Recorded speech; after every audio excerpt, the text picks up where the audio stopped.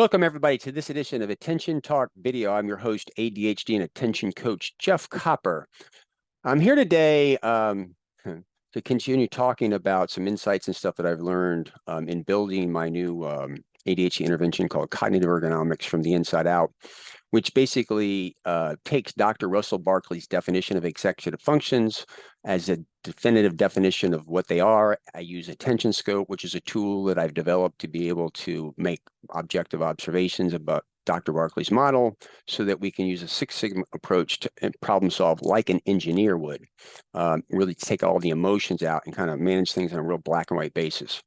And so one of the things that I wanted to kind of talk about today was like one of those things that make you go, organization is a big issue for people with ADHD. Organization requires a lot of effortful thinking, which is where the impairment is.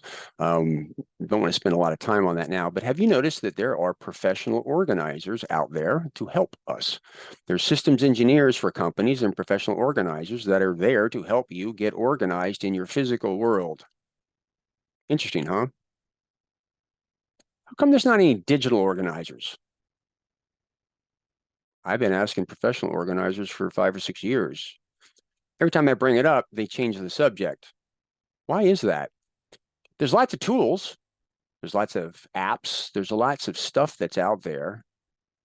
But here's my thoughts. It's pretty easy to organize. That's a false statement. It's easier to organize your physical world because you can see it. The organizer can see it and you can see it. But when you get into the digital world, the organizer can't see it. Now, we can go and take a look at your phone and maybe your computer and documents. But when you've got stuff that's all over the place, maybe on Google Drive and Dropbox or iCloud or OneDrive, and you have information that's distributed on different apps all over the place, it just gets pretty overwhelming and pretty crazy.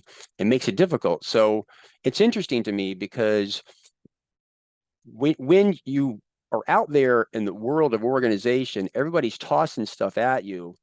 Nobody ever sits down and says, okay, how am I going to organize my digital world? You just kind of add eclectic stuff on top of it before you know you got a mess, and it's like a wet knot.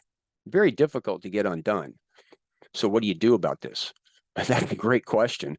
I've worked with some people about trying to help them digitally organize. And, you know, some of the things that we do is we can't do it all at the beginning, but we have to talk our way through this. I got no simple way, but I will tell you this. I got a lot of people, this is a relatively simple one, is that they're struggling managing their emails, which, by the way, most of organizing your emails isn't organizing your emails. It's organizing your thoughts to respond to emails. But a lot of times what I'll do is we'll have come up with a new system, but where we take all the emails from their inbox, and we'll move it to an archive folder. The idea there, we didn't get rid of all of them, but we moved the 27,000 emails to another folder. And we kind of said, that's the old system. Let's start talking about a new system going forward. So when the emails come in, we talk about more systematic way of what they do to kind of parcel those things out so that they can begin to manage them. Really, what's this all about? People want, give me the answer, give me the solution. I'm really trying to say this is about problem solving. And if you begin to just make objective observation, there's professional organizers that will help you organize your physical world, but the cognitive world gets a little bit more difficult because they can't see it. And so the idea really is sometimes you need to sit down with your tools and somebody else take a look at what's going on and think through what you're doing, because once you've got an eclectic mess, it's a real mess trying to fix it, and it requires a little bit of help.